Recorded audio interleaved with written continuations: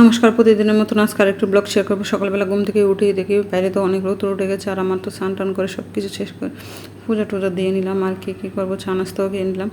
আর তাড়াগুড়া করে আজকে নাস্তার ভিডিও দেওয়া হয়নি, কারণ ছেলেকে নিয়ে আবার স্কুলে যাবো, ওই জন্য আমি রান্না টান্না একবারে করে নিচ্ছি। সকাল সকাল উঠে অনেক কাজ টাজ বললাম না, সব কাজ একাতেই সামলে তারপর কী রান্না করবো এদিকে ডাল বসিয়ে দিয়েছিলাম।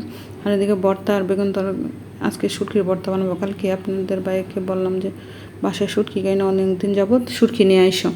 তারপরে বললো আচ্ছা ঠিক আছে, আজকে আবার শুটকি নিয়ে আসলো। আর আমি একটু শুটকির চাটনিও করে নিলাম, বুনা বলেন আর যাই বলেন করে নিলাম।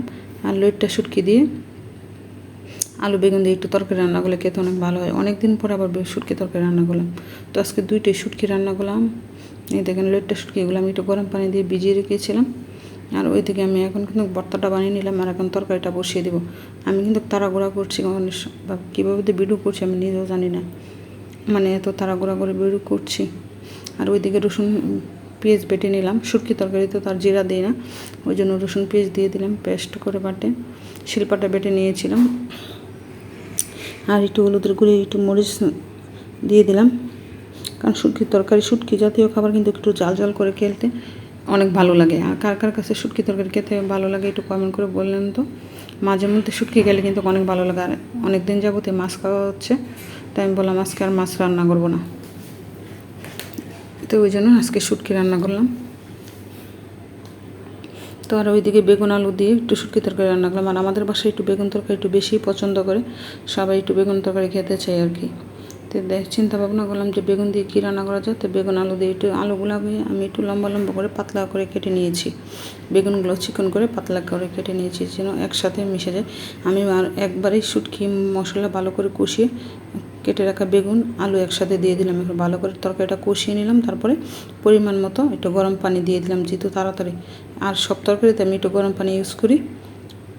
আর ওই দিকে আমি তরকারিটা ভালো করে কষিয়ে নিয়েছি।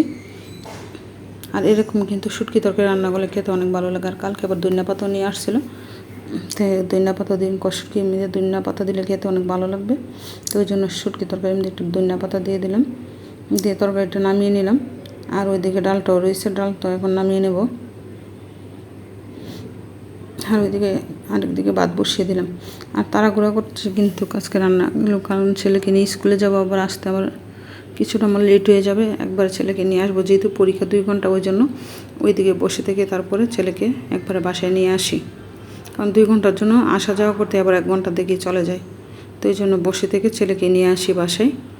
তো আয়সা আবার তারা রান্না কিন্তু শেষ করে গেলাম। তারপরে আসার সময় মেয়ের জন্য, মেয়ে আজকে বলছিল অনেক দিন যাবত ফুচকা খানাতে, এই ফুচকাগুলো আবার সবসময় পাওয়া যায় না, স্কুলের সামনেতে আজকে পেয়েছি, ওই জন্য মেয়ের জন্য ফুচকা নিয়ে আসলাম। এসে খাবার টাবার মেয়ে বেড়ে দিল, তারপর আমরা একসাথে খেয়ে নিলাম।